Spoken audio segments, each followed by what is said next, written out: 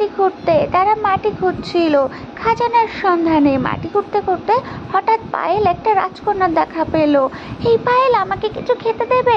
হ্যাঁ রাজকন্যা, এই নাও তন্দুরি চিকেন খাও।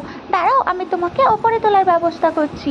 সে গান করলো, তার পোষা পাখিরা তাকে ওপরে নিয়ে চলে গেল।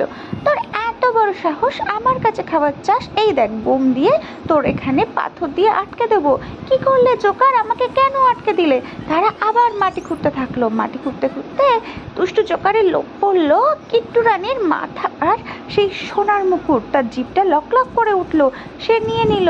আমাকে বাঁচাও। না, তোকে বাঁচাবই না। এদিকে পায়েল মাটি খুঁড়ে দুষ্টু রিমিকে উদ্ধার করলো। রিমি তাকে ভালোবেসে একটা ডায়মন্ড দিল। পায়েল গান করলো, ওপর থেকে পাখি এসে তাদেরকে ওপরে নিয়ে গেল। লোভী জোকার মাটি খুঁড়ে সে তাড়াতাড়ি করে পায়েলের ডায়মন্ড কেড়ে তাকে ধাক্কা দিয়ে ফেলে দিল। তারা মাটি খুঁড়ছিল, হঠাৎ নিচে থেকে গরম লাভা বেরিয়ে এলো। বন্ধুরা, তোমরা তাড়াতাড়ি ভিডিওতে লাইক করো, চ্যানেলটিকে সাবস্ক্রাইব করো। দেখো, লোভী জোকার তার লোভের ফল পেলো, আর আমি উপরে উঠলাম।